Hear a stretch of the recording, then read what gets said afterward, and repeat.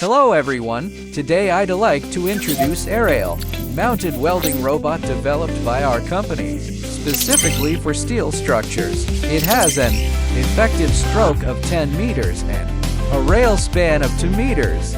Within the working range, workpieces can be placed freely. With one-click startup, the system automatically performs. Scanning and positioning is programmed.